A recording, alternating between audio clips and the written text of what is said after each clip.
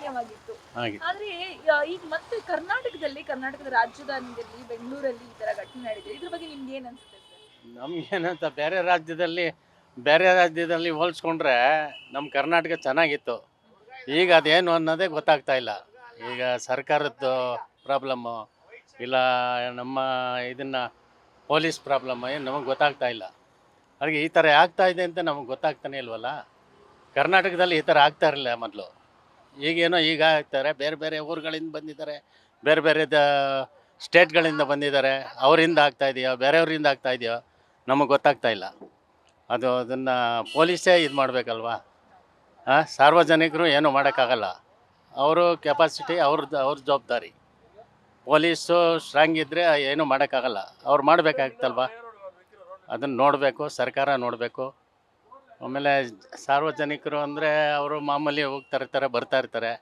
ಮತ್ತು ಈ ಥರ ಕೊಲೆಯಲ್ಲಿ ಪೆಟ್ಜಿಟ್ಟು ಮಾಡೋದು ನಮಗೆ ಗೊತ್ತಾಗಲಿಲ್ಲ.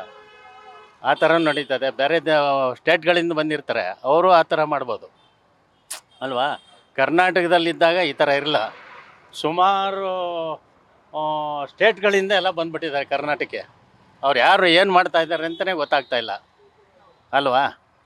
ಅದಕ್ಕೋಸ್ಕರ ನಾನು ಹೇಳ್ತಾ ಇರೋದು, ಬೇರೆ ಊರಿಂದ ಬರೋರನ್ನ, ಬೇರೆ ಸ್ಟೇಟಿಂದ ಬರೋರನ್ನ ಒಂದು ಸ್ವಲ್ಪ ಅವಾಯ್ಡ್ ಮಾಡಿ.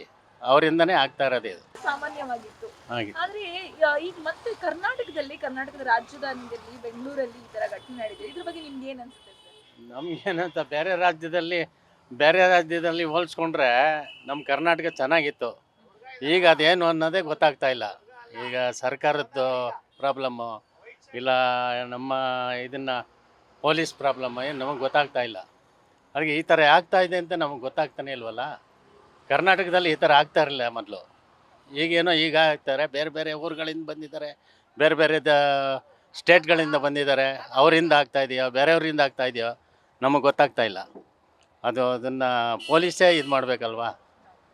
ಸಾರ್ವಜನಿಕರು ಏನೂ ಮಾಡೋಕ್ಕಾಗಲ್ಲ. ಅವರು ಕೆಪಾಸಿಟಿ ಅವ್ರ ಜವಾಬ್ದಾರಿ. ಪೊಲೀಸು ಸ್ಟ್ರಾಂಗ್ ಇದ್ದರೆ ಏನೂ ಮಾಡೋಕ್ಕಾಗಲ್ಲ. ಅವ್ರು ಮಾಡಬೇಕಾಗ್ತಲ್ವ. ಅದನ್ನು ನೋಡಬೇಕು, ಸರ್ಕಾರ ನೋಡಬೇಕು. ಆಮೇಲೆ ಸಾರ್ವಜನಿಕರು ಅಂದರೆ ಅವರು ಮಾಮೂಲಿ ಹೋಗ್ತಾ ಬರ್ತಾ ಇರ್ತಾರೆ.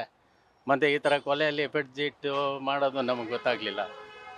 ಆ ಥರ ನಡೀತದೆ. ಬೇರೆ ಸ್ಟೇಟ್ಗಳಿಂದ ಬಂದಿರ್ತಾರೆ, ಅವರು ಆ ಥರ ಮಾಡ್ಬೋದು ಅಲ್ವಾ.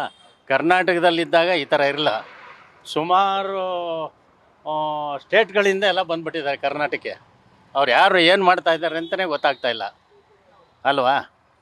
ಅದಕ್ಕೋಸ್ಕರ ನಾನು ಹೇಳ್ತಾ ಇರೋದು, ಬೇರೆ ಊರಿಂದ ಬರೋರನ್ನ, ಬೇರೆ ಸ್ಟೇಟಿಂದ ಬರೋರನ್ನ ಒಂದು ಸ್ವಲ್ಪ ಅವಾಯ್ಡ್ ಮಾಡಿ. ಅವರಿಂದನೇ ಆಗ್ತಾ ಇರೋದು ಇದು.